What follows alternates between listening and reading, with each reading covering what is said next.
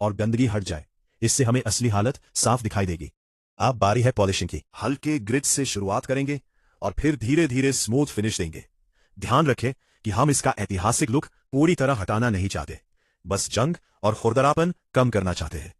Handle की हालत इसकी उम्र के हिसाब से काफी अच्छी है। थोड़े से तेल और कपड़े की मदद से इसे साफ कर रहे हैं ताकि इसका प्राकृतिक रंग और बनावट उभर कर आए। अब ब्लेड और जॉइंट में हल्का तेल लगाया जा रहा है ताकि ये आसानी से खुले और बंद हो सके। इससे भविष्य में जंग भी नहीं लगेगी। और ये रहा अंतिम परिणाम। जो चाकू कभी पूरी तरह जंग में डूबा हुआ था, आज फिर से अपनी असली पहचान में लौट आया है। ये सिर्फ एक टूल नहीं, बल्कि इतिहास की एक कहानी है। अगर आपको ये रेस्टोरेशन पसंद आया हो तो वीडियो को लाइक करें और चैनल को सब्सक्राइब करना ना भूलें। कमेंट में बताइए अगली बार किस पुराने आइटम को रिस्टोर करते देखना चाहेंगे। के ब्रश से रगड़ रहा हूं। देखिए कितनी जंग निकल रही है। इस ट्रांसफॉर्मेशन को देखना वाकई संतोषजनक है। अगला मैं ग्रिड से गुजर रहा हूं। 400 से शुरू करके फिर 600 फिर 800। हर पास में ज्यादा खरोंच निकलती है और चमक आती है। मैं ब्लेड पर किसी भी एचिंग या निशान के आसपास विशेष सावधानी बरत रहा हूं। हम उन एंटीक विवरणों को संरक्षित करना चाहते हैं। हैंडल की हालत खराब थी, सूखा हुआ, फटा हुआ और दागदार। मैं इसे बेयर वुड तक सैंड कर रहा हूं, फिर कुछ लिंसीड ऑयल लगा रहा हूं ताकि इसे नया जीवन मिल सके। कुछ कोट्स के बाद यह बिल्कुल नया दिखेगा। अब सबसे महत्वपूर्ण हिस्सा आता है, इस ब्लेड को ब्लेड शार्प बनाना। मैं अपने डायमंड प्लेट का उपयोग कर रहा हूं, फिर वेटस्टोन पर आ रहा हूं।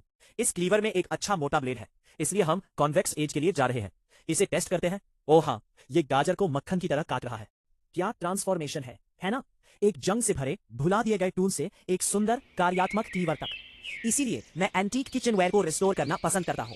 आप बस अब जैसी गुणवत्ता वाले ब्लेड नहीं पा सकते।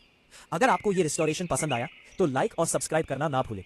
नीचे कमेंट करें अगर आपके पास कोई इतनी जंग निकल रही है। इस ट्रांसफॉर्मेशन को देखना वाकई संतोषजनक है।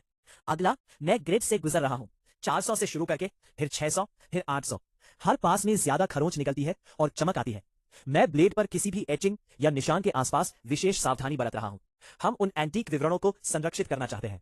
हैंडल की हालत खराब थी, सूखा हुआ, फटा हुआ और दागदार।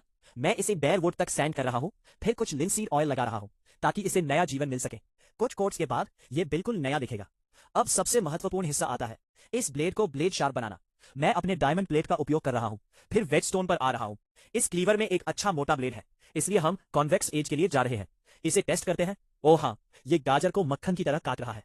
क्या ट्रांसफॉर्मेशन है ना? एक जंग से भरे भुला दिए गए टूल से एक सुंदर कार्यात्मक क्लीवर तक। इसीलिए मैं एंटीक किचनवेयर को रिस्टोर करना पसंद करता हूं।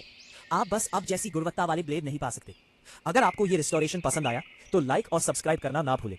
नीचे कमेंट करें अगर आपके पास कोई जंग वाला टूल है जिसे आप रिस्टोर करवाना चाहते हैं। देखने के लिए अगली वीडियो में मिलते हैं।